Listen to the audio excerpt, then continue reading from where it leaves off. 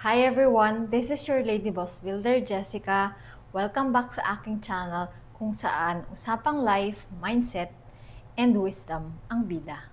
So for today's video, ang topic natin is the power of letting go.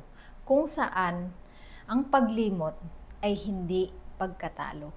Sa mga nanonood ng aking videos, sa previous videos ko, ito po yun, na ang title is kung paano ko napatawad ang aking tatay.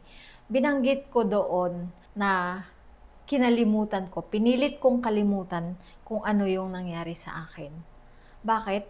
Ginawa ko yun para protektahan yung mental health ko.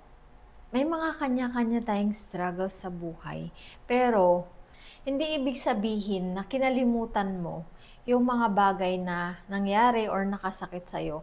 Ibig sabihin nun, tinatakbuhan mo, di ba?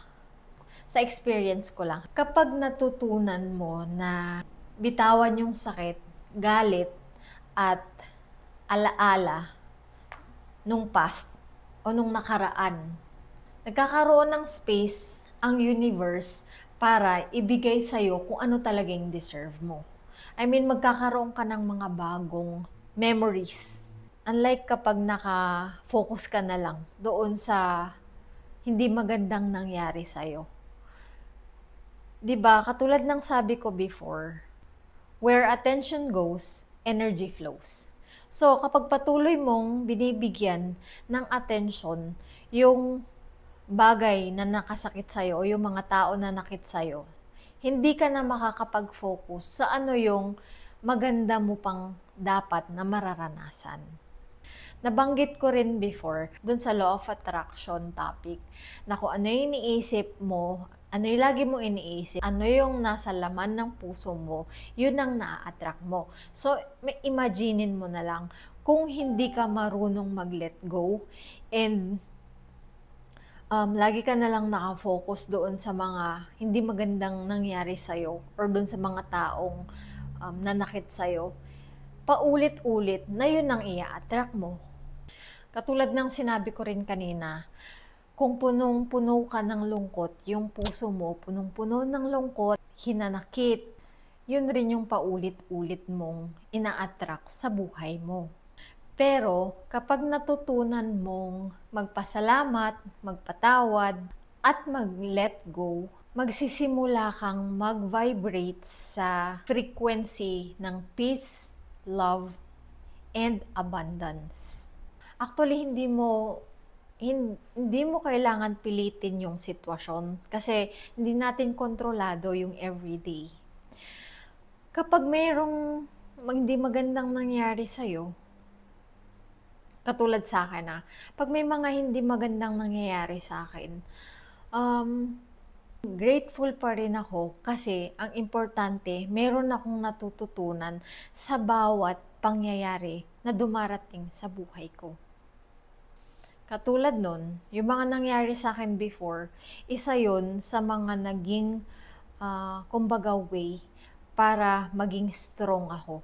And para just in case na may mga mangyari ulit na gano'n na sitwasyon, alam ko na yung gagawin ko. You have to see the positive side in every situation. Minsan mahirap, oo, pero ano mas pipiliin mo, 'di ba?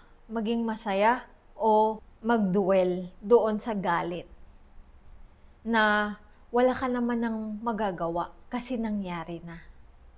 So don't ever think na ang paglimot ay pagsasantabi ng problema. Hindi yon. Mas pinipili mo lang at that moment na maging masaya. Kasi ano ba yung pinaka-importante, diba? Hindi sa nagiging hypocrite ka or what. Maraming beses nangyari sa akin na may mga times na may mga dumadating na problema. Nangyari na yung mga dapat mangyari. So, magpo-focus na lang ako sa kung ano yung solusyon. And then magpo-focus din ako, tinatanong ko yung sarili ko kung ano ba ang natutunan ko sa binigay sa akin na pagsubok na to.